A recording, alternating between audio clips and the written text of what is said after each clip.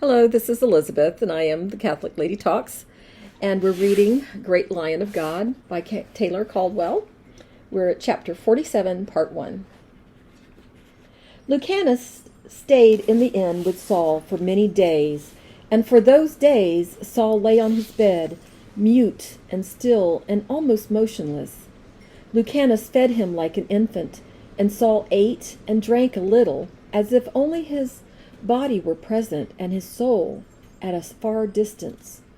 The physician bathed him and removed garments and replaced them. He bought the best of wine for the stricken man and mixed with it certain potions and the beaten eggs of geese and forced it gently through the clenched lips. Young Timothy was like a small son whose father had been struck down, and it soothed him to be sent on errands and to write letters.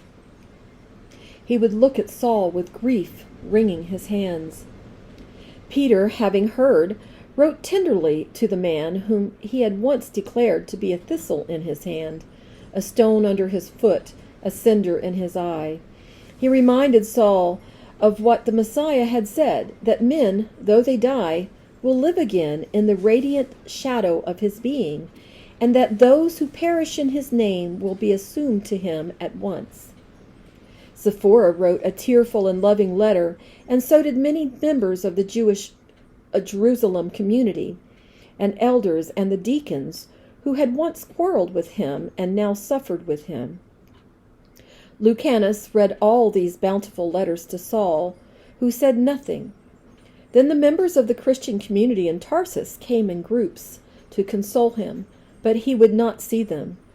They promised prayers for his alleviation of sorrow, and he did not answer them. The cold, bright winter came to Athens, and Lucanus bought a small brazier for Saul's chamber, and he now slept on a floor pallet near Saul's bed, the better to hear and attend him. Though Saul was so still and so silent, Lucanus guessed acutely at the agony he was enduring, too great for speech, for even the flicker of an eye, for tears, for mourning. He was a noble apostle, said the Christians. He is a noble apostle, said Lucanus, and they went away in silence.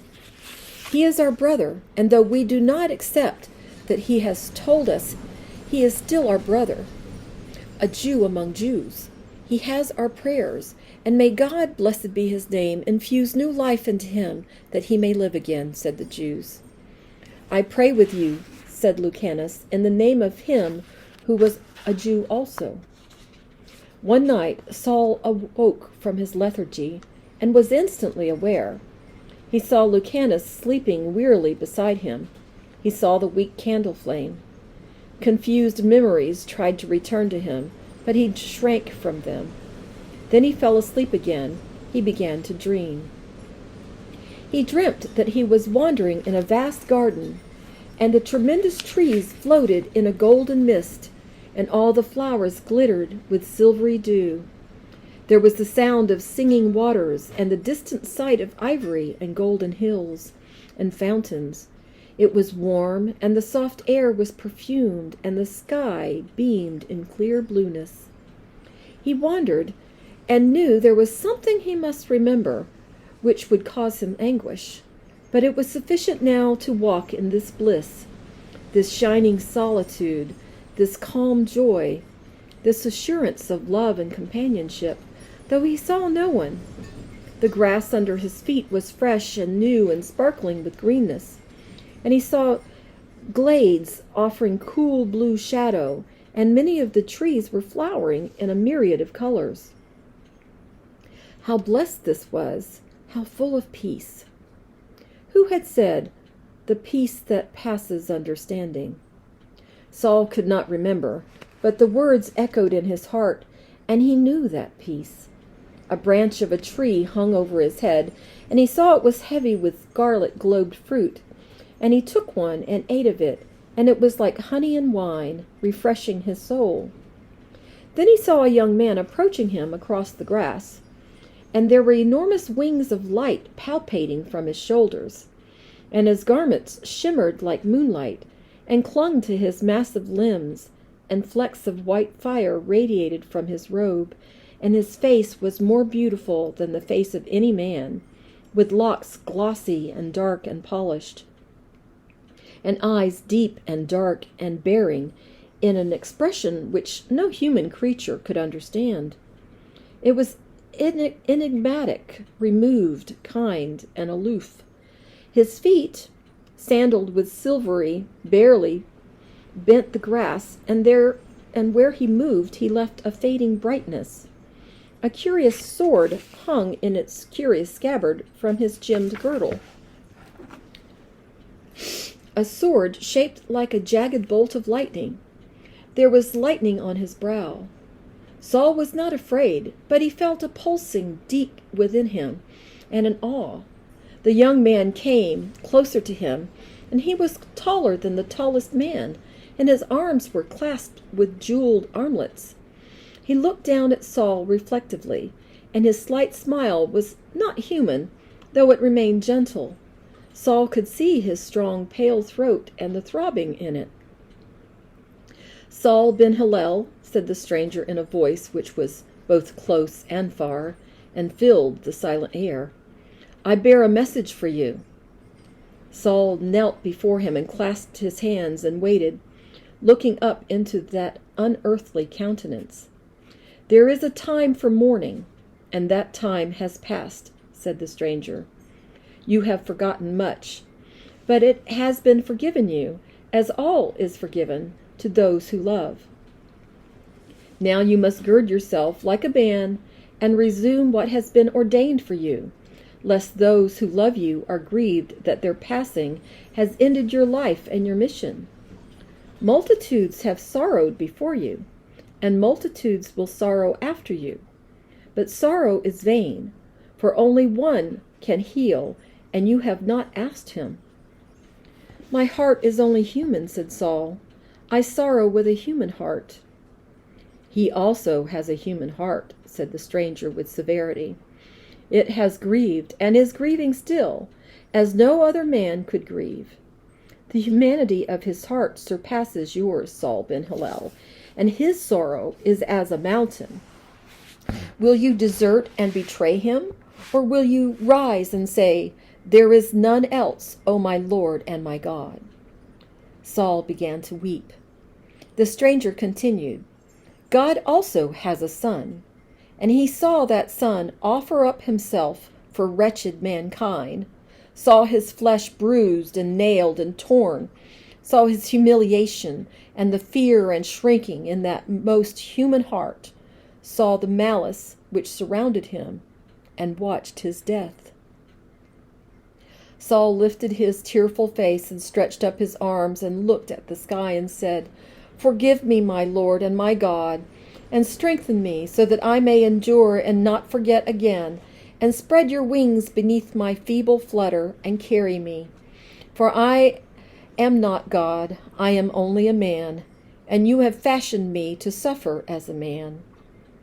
When he looked for the stranger, he was gone, and now a dark noisomeness closed about Saul, and he awakened and saw it was a cold, hard morning, and Lucanus was stirring the coals in the brazier.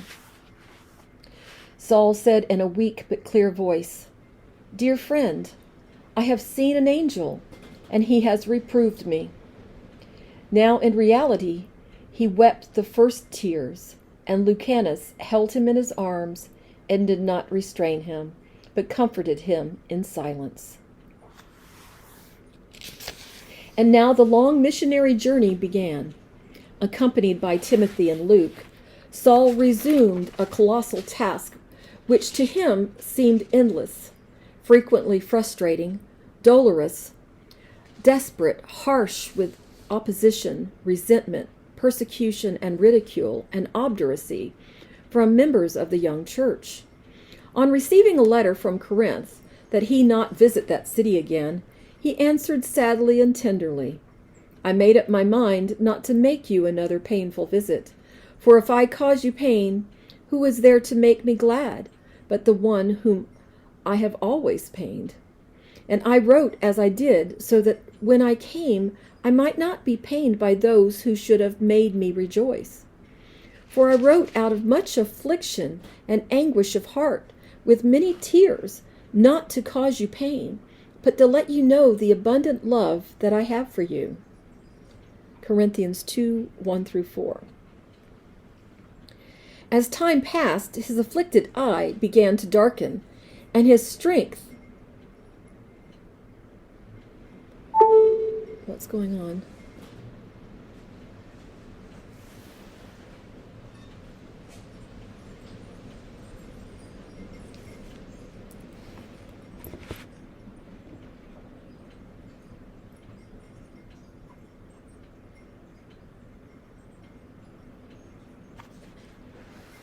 Okay, thought I lost power there for a second. Sorry about that.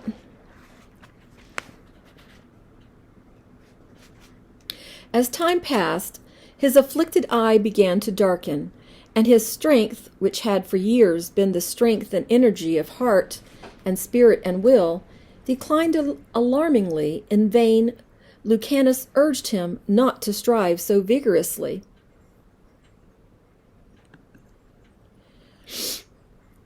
And to rest between journeys, as if I am to bring order out of stubborn and doctrinal chaos, then I must press on, he said. There is a time to die, and I would that death will not find me sleeping in luxurious ease and forgetfulness. My task is not complete.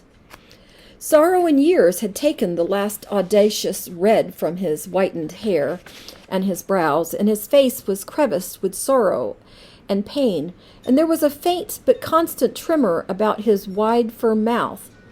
But he walked upright and strongly on his bowed legs, and his glance, despite his afflicted eye, was still leonine and commanding, and his voice still held an imperious note still, and a fascination which seized men's attention. None held a lukewarm opinion about him. He was fiercely and devotedly loved, or as fiercely and devotedly hated in the church. He rebuking, chastising, exhorting, condemning, praising, loving, explaining, teaching, converting, comforting, laughing or weeping, jesting or scorning, he journeyed apparently without fatigue, his eyes sparkling or blazing or tender, in accordance with the occasion, his manner abrupt, violent, impatient, conciliatory, depending on those he encountered. If he marveled often at the blind stupidity of man, and the sin and error in which he appeared, confirmed, embracing the death of the soul which so terrified him, himself also saw the piteous predicament of man, the hopeless sorrow, the bewilderment, the anxious pain, the infirmities, and he marveled anew that so frail a creature possessed also a fortitude and an endurance and desire for truth and certitude which must move the hearts of angels. Once he said to Lucanus, "If I were to be permitted but one word to describe a man, I would say he is brave. For he is brave in spite of his intelligence, which makes him aware of a hostile world and environment, which seemingly is without hope and surety, or help for pain, and is heavy with loss and sadness and disappointment.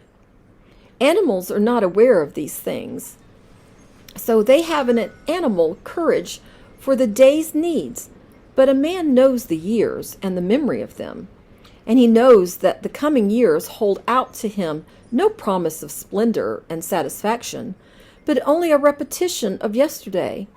And in spite of that, he has the bravery to endure, and we must salute him."